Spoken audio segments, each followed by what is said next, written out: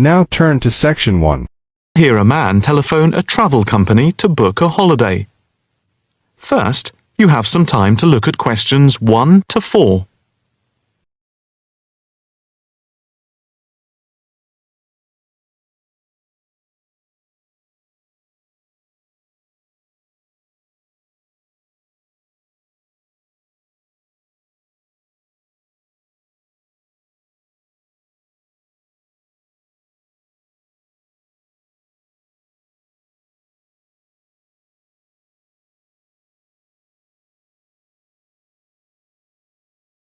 Now the test will begin.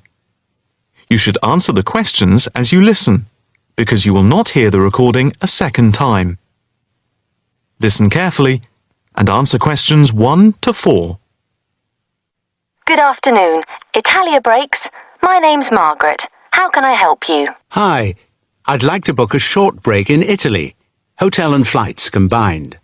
Anywhere in particular? Yes, Venice if possible. We've been looking at some of your brochures, and I want to check if you have any special deals. Right. Let's have a look and see what we've got. Right. OK. I've got the screen up.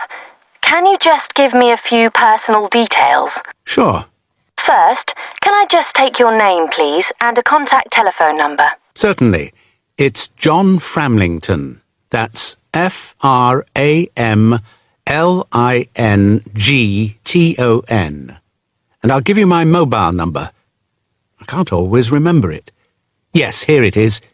It's 07987 441192. 441192. That's it. And how many people is it for? Just 2 adults. OK. Any particular price range? It's our first wedding anniversary, and we... Congratulations! Thank you. So we wanted somewhere nice, but not too expensive. We would like to make it something to remember. Maybe in the medium price range. OK. How many nights do you plan to stay? 5 nights only. That gives us plenty of time to do sightseeing and to relax. Right. That's 5 nights only. And what type of hotel? We initially thought of going for a 5-star, but that might be too expensive.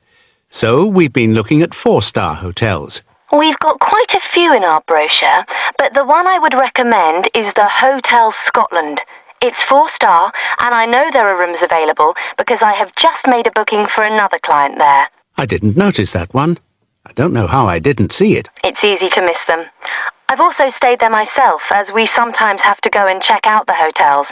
And of all the ones I visited, this was my favourite. Oh, right. Before you hear the rest of the conversation, you have some time to look at questions 5 to 10.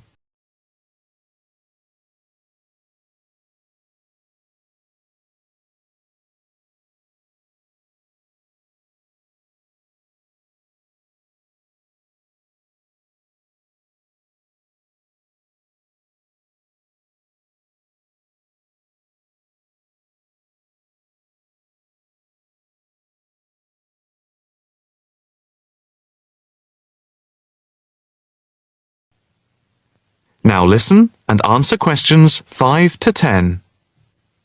What's the hotel like? It has a courtyard for breakfast. It's got 50 rooms. It's just been renovated, and so it's very stylish. Is it in the brochure? It's on page 63. Ah, yes. I can see it's right next to the railway station. But what appeals to me most of all is that the hotel's very convenient for all the water buses. And the idea of having a terrace with the room, I really find very appealing. These are big pluses. It's probably the most central hotel we have. You might think it would be a bit noisy as it's in the main commuter area and a place where tourists go.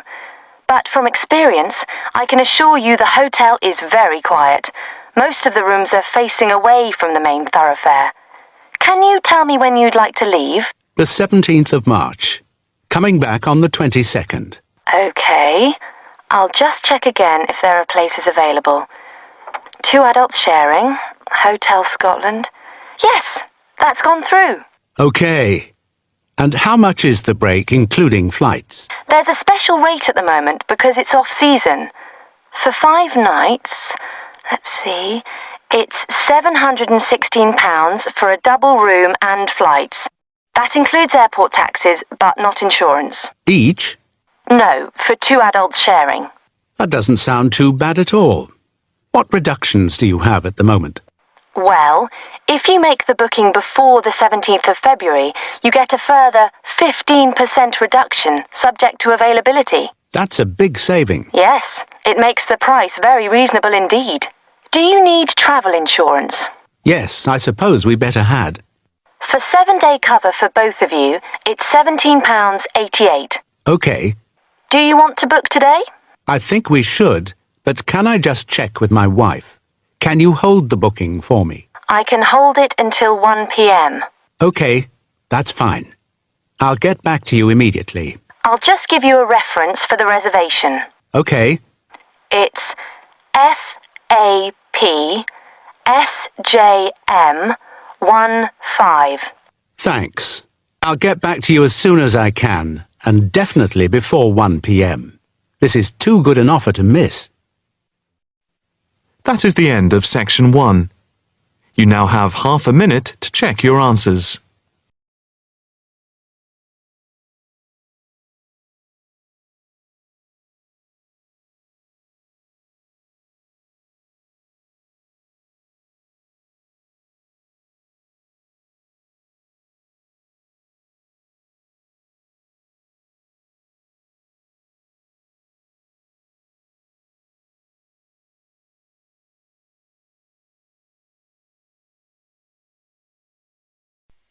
Now turns to Part 2. Part 2. To hear a reporter from the New York Times who is presenting a news report prepared by Dion Searcy and Robert Gebeloff on the topic Middle Class Shrinks, further as more fall out instead of climbing up. First look at questions 11 to 13.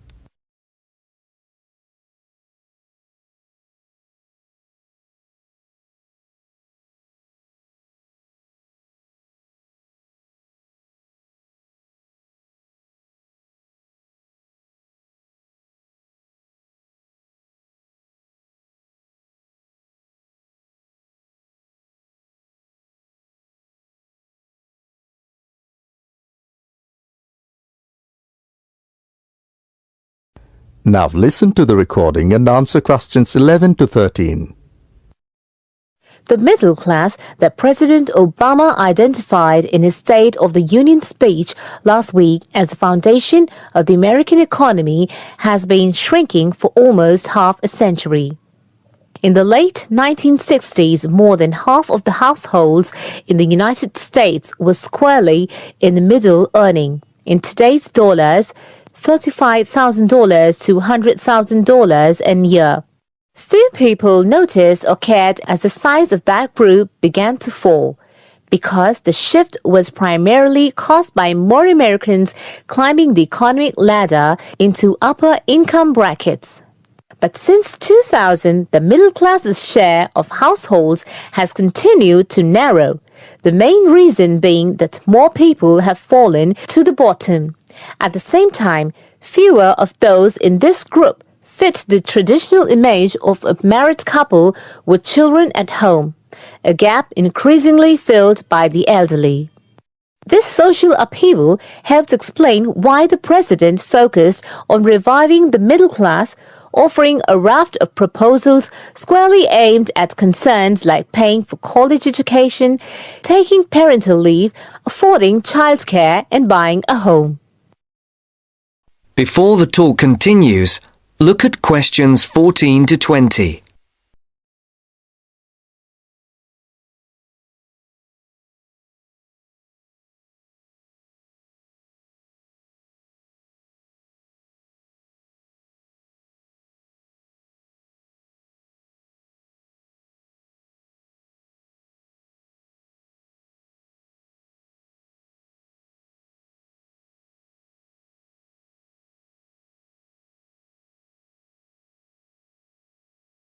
As you listen to the second part of the talk, answer the questions.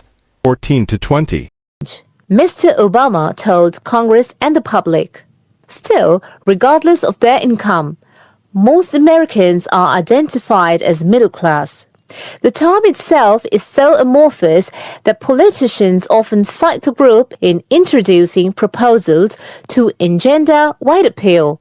The definition here starts at $35,000, which is about 50% higher than the official poverty level for a family of 4 and ends at the 6-figure mark. Although many Americans in households making more than $100,000 consider themselves middle class, particularly those living in expensive regions like the Northeast and Pacific Coast, they have substantially more money than most people.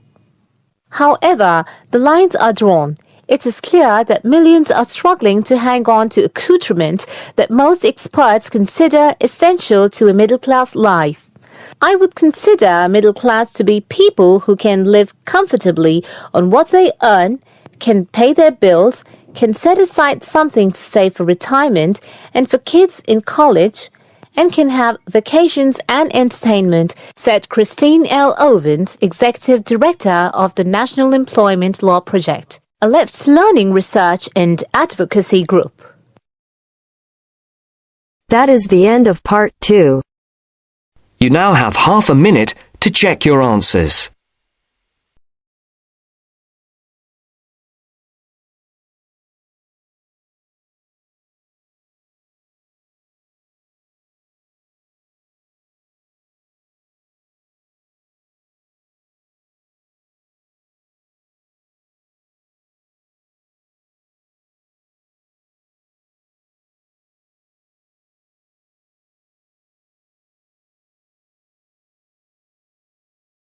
Now turn to Section 3.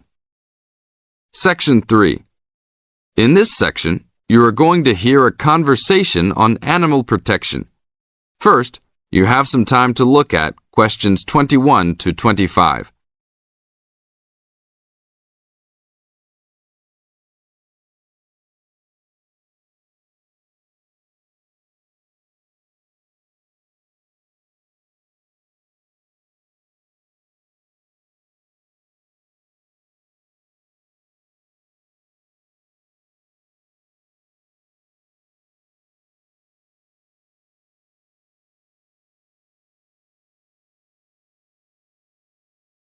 Now listen to the tape and answer the questions. 21 to 25. Thanks for joining us today, Mike. How did Baja California become a consideration for a Condor release? Our recovery plan for California condors requires us to re-establish the birds in as much as their former range as possible. Baja, being the southernmost recent range for the California condor, works well in that they were only recently lost from the area, mid-1930s, and considerable habitat still remains. It is very isolated with very few people in the area. The mountains are spectacular, ranging up to 10,000 feet, or 3,000 meters. Our selected release site is at nearly 8,000 feet, 2,400 meters. Mike, how many birds do you envision flying free in this area, Baja, in the future? We will be releasing 4 to 8 birds on a yearly basis and will reconsider the situation when we have 20 birds in the area. What age do the birds have to be before moving them? That's a good question. Typically, we move them at 8 months to 18 months old. Birds are ready to fledge, or leave, from the nest at 6 to 7 months of age. In our current release group in Baja, we have birds as old as 30 months. It will be interesting to see how they behave. I expect that they will want to range more than younger birds and make it challenging for us to keep up. Is there a maximum number of birds a certain area can support? Yes, it's called the carrying capacity for any area, for any species. In our case, our strategy to find that number is to saturate the environment to a level where we determine that the birds are showing difficulty either in finding food, behaviorally, or in survivorship. That level is greatly determined by the availability of food in the area and nesting possibilities. Now look at questions 26 to 30.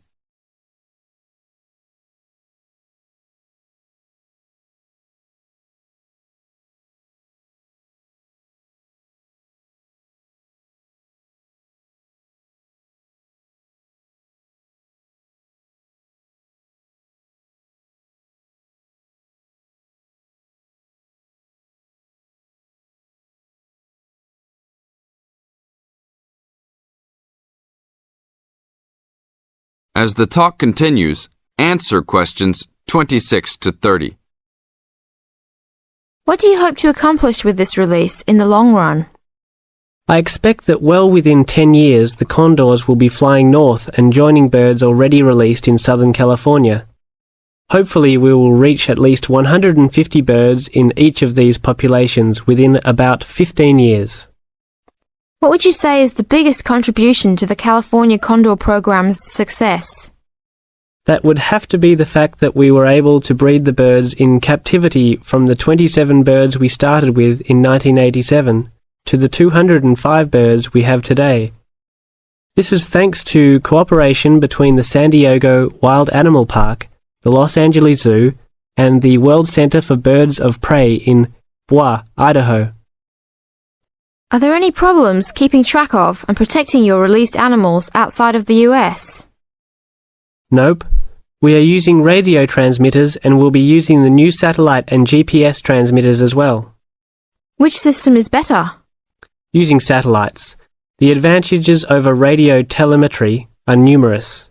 It makes it possible to keep up with the bird's flight without being led miles in a matter of minutes. It took the young condor only a week to migrate across the state, and with just radio telemetry, poor weather can keep a plane grounded, and not all roads are accessible to track them on ground. New technology will allow one to be able to track birds that are not accessible by plane. Also, it is a new way to gauge the effectiveness of reintroduction. How so? If a condor transmitter works properly, researchers will get a location every 10 days for about 2 years. Do you see an end in sight for the need to breed condors in captivity? Yes, that would be great. But it will take a while for us to establish the two wild populations and make sure that they are sustainable. Part of our recovery is to maintain a captive flock of 150 birds in various zoos around the country as a safety net for the future. This is the end of Section 3. You now have half a minute to check your answers.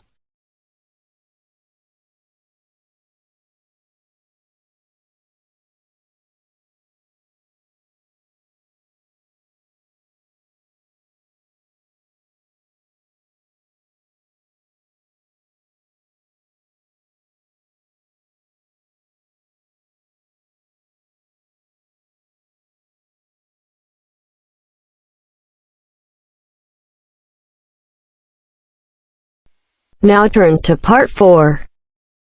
Part 4. You will hear part of a lecture about a place called Coober Pedy. Listen carefully and answer questions 31 to 36.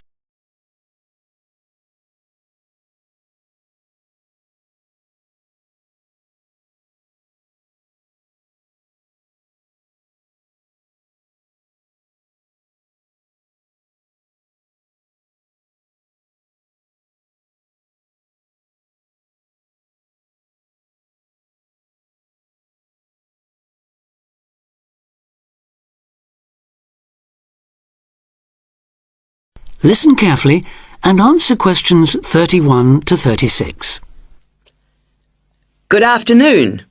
Today, we're continuing this series of talks on the development of the Australian outback with a look at Coober Pedy, the desert town of opal mines and underground living, which lies 860 kilometres north of Adelaide and 690 south of Alice Springs. The inaccessibility, harsh climate and almost total lack of water made it a highly unlikely place for human habitation.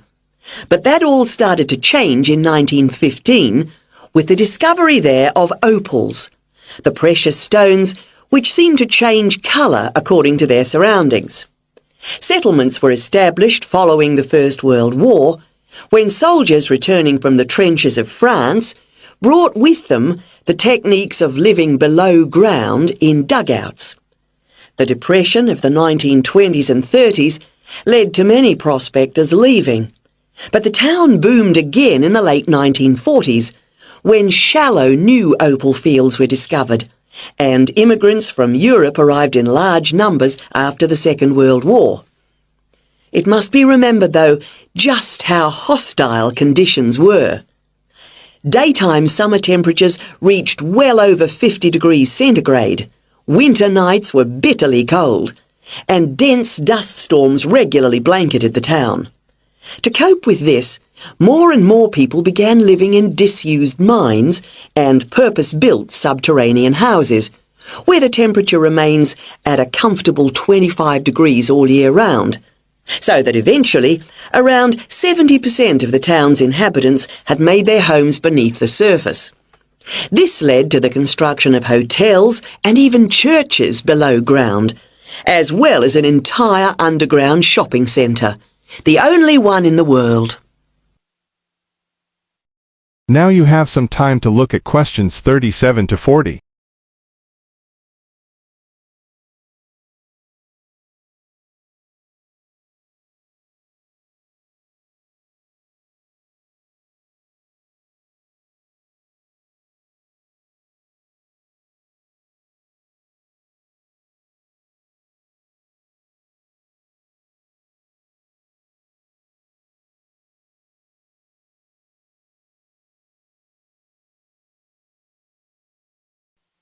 Now answer questions 37 to 40. Perhaps not surprisingly, this has now led to the emergence of a secondary industry, tourism. Increasing numbers of visitors come to see the tunnels and the caves with their ventilation shafts, the weird machines lying about in the town, and, just beyond it in the scorched red desert, the conical hills thrown up by the world's biggest opal mines. It's a logical stopping place for travellers too. The nearest town to Coober Pedy is Woomera, in the prohibited area once used for launching space rockets. But even that is an enormous distance away. Within the town itself, there are plenty of hotel rooms and a number of ethnic restaurants. Remember that Coober Pedy is one of the most multicultural places in Australia, with an estimated 45 nationalities represented, and its very own Opal Museum. A short distance from town, there's a section of the enormous barrier that runs thousands of kilometres across the country, the Dingo Fence, which is meant to keep these predatory wild dogs out of the sheep farming areas.